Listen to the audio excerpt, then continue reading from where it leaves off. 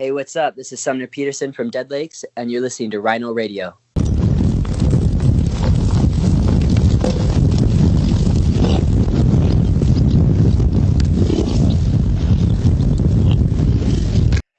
Or here of Rhino Radio, and today through the magic of the internet again, I am talking through isolation and keeping healthy and safe with Sumner of Dead Lakes. How are you doing, Sumner? I'm doing great, Or. Thank you so much for having us. I'm really excited. Well, my pleasure. We're still celebrating your, was it a month ago you released a new EP, New Language? Yeah. So, feels like forever ago. The EP got released over a few weeks of new singles, but are you still celebrating it? I mean, there's no tour, probably doing some press. Is it something that you are still in, or you're already looking into the future? Yeah, I mean, I'm still looking at like the responses and the love that it's getting. Music is just consumed so fast. Like in today's world, it's insane. There's been like a million bands that have released, new music since we released New Language less than a month ago. So it's just interesting. So I guess in that regard, we've been writing a lot for LP1 since New Language dropped, specifically because of quarantine and all that. So it's kind of cool, kind of looking into the future, but also appreciating what's happening right now with New Language. Okay, so I want to touch on something that is probably a new problem with our new reality. You're doing a lot of home interviews. What's the weirdest blooper? That's something that you were not sure you want to share and got caught on camera while at home. Yeah, interesting. Let me think about that for a second. Oh man, what were we doing? I think we did like a live stream. We did a live stream for a company recently, playing like an acoustic song and doing some interviews and stuff like that. And I definitely, did not realize the camera was on, and I was just dancing all over the place like a fool. So then I realized that we were live, and so was kind of embarrassing. No accidental flashes or saying something, just realizing that your shower is exposed or anything like that.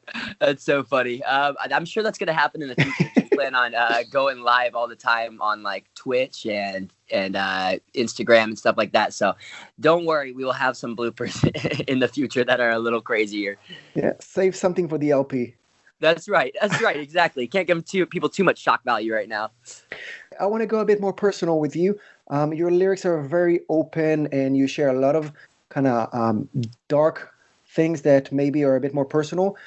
Would you be able, if you were able to change, would you pick a life without any heartbreaks?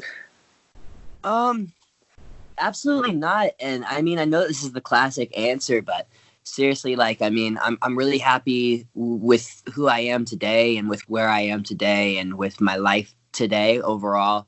And I really think that if I didn't go through the journey I did, that I would be here today and that I would have the perspective or mindset that I do. And so I am grateful for the way that life has shaped me in that regard. And with your kind of criticism against social media and the way that it shapes our connections, what is the story behind your strongest personal connection to someone? Yeah, that's a really good question.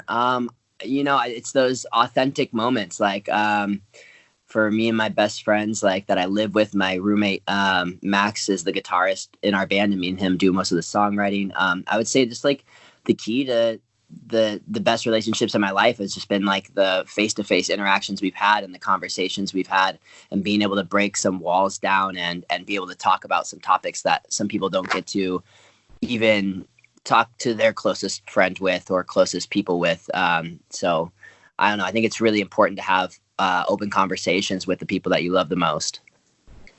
And staying on the social media side of stuff, you also touch on anxiety in some of your lyrics. Do you feel like anxiety, that it became a bigger topic? I'm not even saying that it's the biggest topic right now, but it became a really big topic on some social communities. Do you feel like it gotten worse, or it just became more public recently?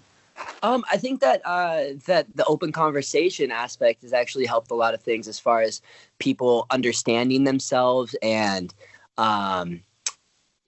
understanding what some of these things look like. I mean, growing up in a rural area that I did grow up in, there wasn't much talk about mental health and about anxiety and depression. And in a weird way, people, judge you or look down on you based on having those things in regards to how they do affect your interactions in life, or how they do display themselves sometimes.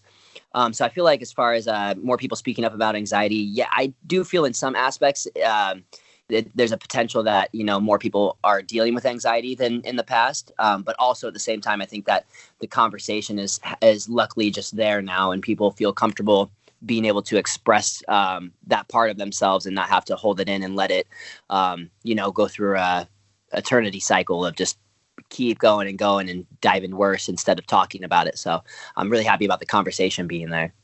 So merging those two, anxiety and also the social connections, do you feel like the black mirrors in our lives are the part of the problem, or they're helping us deal with what we're lacking?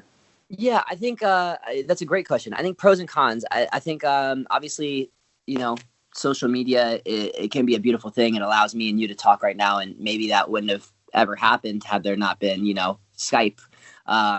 So obviously there are pros and cons to the situation. I do think that the value of face-to-face interaction has never been more prevalent as far as understanding how important face-to-face interaction is. Social media, definitely, we put our best selves on the internet. We make our lives look like these crazy things that they're not. And I think that does cause other people anxiety and other people depression and stuff like that. So mental health and social media, as far as how they're intertwined, I definitely think, pros and cons to the situation, but I feel like you have to have a good perspective on what social media can be positively. I don't know. You have to get to a certain breakthrough point in your life where you understand, like, okay, everybody else's life does look more similar to mine than what's presented online. And I can just appreciate, the things I'm seeing for what they are. I've met people from across the world through social media, and yeah, so I guess that's why it's just such a tough conversation, because there are pros and cons that come with social media and mental health. Do you have specific rules that you follow to kind of stay in control, whether it's the amount or how you judge that or anything like that, while you're using social media or using digital gizmos in general? Yeah. I guess people, if they follow me or know me, they know that I don't really post on social media too often. Sometimes I'll hit like a little hot streak of it because I feel comfortable and I feel like I'm doing something fun and cool that I would like, my friends to see that I don't get to talk to very often. But yeah, I guess my rule of thumb is just like, it's just trying to be aware of how it is affecting me mentally. And if I need a break from social media or whatever the case may be, I think it's just about really being honest and in tune with yourself, regardless of if it's social media or if it's a relationship, or if it's work or whatever it is, figuring out, what might be causing you some distress and, getting rid of it for a minute, or finding what's making you happy and implementing that for a minute. That's some great stuff. Thank you very much for opening up and sharing about that, Sumner. Yeah, I love talking about that stuff. I really feel like I'm a pretty open book. Like, I'll talk about anything, and I don't know. I've thought about everything. That's the fun part about anxiety, is that your mind just always goes. So yeah, I like breaking this stuff down. It's fun to get to talk about it. So you're leading to my next question about speaking up and sometimes challenging norms, and kind of fighting for that freedom to be open. Do you think that sometimes, whether on a personal note or in general, do you think that it comes with a price? Oh, absolutely. Absolutely. So, for example, I've never really said this on an interview before, and it's not really something people know about me, but I'm polyamorous, which is not the most, I don't know what the word would be, supported lifestyle in today's society. Growing up, feeling naturally these ways. I didn't even know what polyamory was. And as I've gotten older, I finally had heard the term and understood what it was, but I know hundreds of people who are the same way, that, just always felt like they were wrong or bad or whatever the case may be. But yeah, I think fighting societal norms in a society that doesn't support, obviously the breakdown of societal norms, definitely has some negative things that come along with it. But I think it's part of the fight and the battle to be heard, no matter what that looks like or who you are or what you are, fight for that. If you feel like, you're in a morally good spot in your life and you're making good, you have a good perspective, good, healthy perspective, like fight for what you believe in, you know? So I want to ask you about something that I know that used to be an anchor in your life, but I wanted to know if it's something that is still the same. I know that in the past, you were in a different band, Refined with Fire, that was more on the kind of Christian core side of the pigeonholing. Yes, it was. But now you have a new song called No Gods, No Masters that I was trying to understand whether it's criticizing faith or criticizing a part of faith. Can you elaborate on that, please? Yeah, 100%. I'm so glad that, thank you for, you know, doing your thorough research before interviewing bands. Even if sometimes those band members don't want you to find certain things. But yeah, I used to be in a Christian hardcore band back when it was cool, around the time of Face Down Records, whatever. I guess my problems started with faith. So I'll tell you why I got into faith first. So I went through about a 5-year relationship from the time I was in like sophomore year of high school until I was like, you know, into college a little bit. And I went through a really bad breakup. I wasn't at a very good place in my life as far as I wasn't a very grown person yet.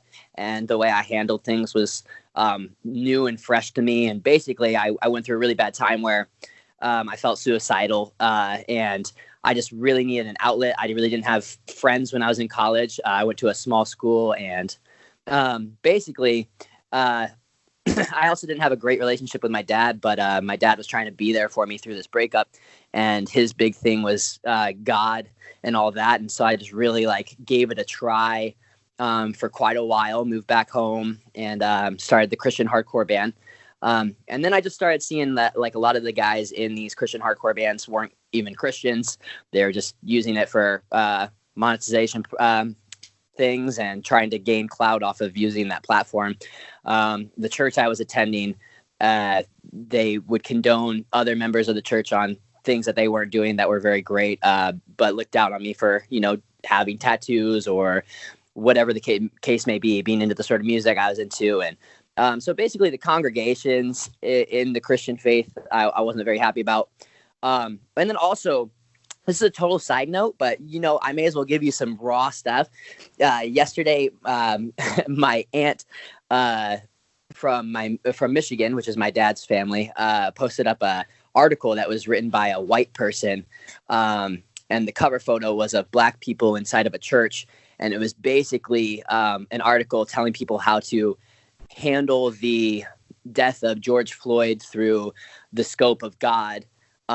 Which basically in my eyes was, I interpreted that as a white person telling Black people how to handle the death of George Floyd and using theology as a tactic to get them to be less upset about it or less angry. And it's things like that that led me to No Gods, No Masters. I definitely renounce Christianity, and I definitely do not see it as a positive thing in this society. If you look at the history of how Native Americans were treated and basically washed of their culture and their haircut and given new names, and they would not be allowed to live if they did not denounce their spiritual culture. And then obviously, you know, it goes on and on. African Americans during the slave times of coming over, and they were given God through through that age. And again, I'm not telling anybody how to feel or how to view God. It's just like, if you look at the facts of what Christianity always has been and what it was, to me, it just looks like it's founded on control and basically control and controlling people. So that's my view on it, and that's why No Gods, No Masters exists. And I wish that I hadn't gone through necessarily that phase of my life, but like I said, everything led me to where I am today, and I think I needed that perspective and to go through that to feel like I had the whole of the story, I guess. Sumner, again, thank you very much for opening up, sharing so much, helping us see that in some situations we're not the only ones. So I do appreciate that, and hopefully we'll actually help people realize that they're not alone in some similar situations. 100%. I want to ask you two final questions, maybe the hardest ones of this already difficult and deep conversation. First one, I want to confront you with a rumor that I found online. Are you ready? Yes. Okay, so your fans are scared that the future of the band is not as stable as they would like it to be. They're scared that the band is going into the FIFA World Cup and you're going to be a soccer coach of the band. Is that correct? That is 100% correct. My coaching skills are just too great. And unfortunately, it looks like the success of my coaching talents are going to supersede the band. And, I'm going to have to make that tough decision at some point. So, and hopefully they have me as an assistant coach for Team Iceland. So we'll see what happens. Okay. And on a very British side note, are you going to start calling it football? I love calling it football, but anytime I ever use that here, people just they like to purposefully get confused by it and act like they don't know what you're talking about. So I have felt pressured into using the word soccer, but yes, football is absolutely the correct term. It's the original football. Yes, and do you have a team? Do you have a club? A few. Depends on which continent. Depend on which country. I like that. That. Yeah, no, I'm the same way. That's awesome. That is absolutely fair. That is absolutely fair. Yeah, but no, it's interesting. I could definitely talk about football all day long because I like breaking it down. I think it's so cool how I don't know. They get the talent, the youth talent over there at such a young age and just really nurture it. And I mean, whether you look at that as maybe not letting a kid have their freedom of choice, I don't know. There's something beautiful to it to like hone somebody's talents and their what they bring to this world at such a young age and just, get it to such a, I don't know. It's so cool watching some of those athletes. Like they're just absolutely insane. I'm a Seattle Sounders fan. We live up here in Seattle and it's cool. They've actually won the MLS Cup a few years and they've had some cool players. But I don't know. American football is definitely like watching, no offense, because I'm no better as a personal player by any means, but it is like kind of like watching, the minor leagues of football. As far as, we get Zlatan at the end of his career, we seem to get a lot of like the best, Premier League players towards the end of their careers. It's a great retirement league. So yeah, I can't wait to hopefully make it across the pond and actually get to see a Premier League game, like with my own eyes. That would be like a dream come true, honestly. Well, that kind of leads me to my next question, the most difficult one at the moment, about the future of the band. So we had one EP, New Language, just being released a couple of weeks ago. You said something about working on the debut album. Is there also plans of coming to the UK? Obviously, as I said, the most difficult question, but is it something in the cards? I mean, if you're asking any 5 of our members of our band, a lot of people will say that sometimes when you come overseas that, you actually have to come out of pocket a little bit by the end of it, which is honestly not a problem for any 5 of us. And that just further goes for me to tell you that if you asked us today, if we got the offer today, we would be over there tomorrow. Like if somebody was like, yo, the tour starts in 2 weeks, you got to buy plane tickets, you got to do this or that, it would be done. We would do it. So basically once the world resumes, hopefully we get an offer from some cool big band that wants to take us out for a little bit, and we will be over there because I can't even tell you how big of a dream come true that would be. We honestly haven't even done a full U.S. tour yet, so we're still very like kids in a candy store with this stuff. Like we didn't grow up thinking that we'd be able to go do any of this. So yes, we want to be over there so bad. Well, once it's safe and approved, then you're going to be on the road, and hopefully the road will lead you to Europe and the UK as well. Yes, that is my bucket list coming true if that happens. And the ever so positive Sumner Peterson of Dead Lakes, thank you very much for your time. It was great talking to you. Hey, vice versa. I really appreciate you. Seriously. Thank you very much.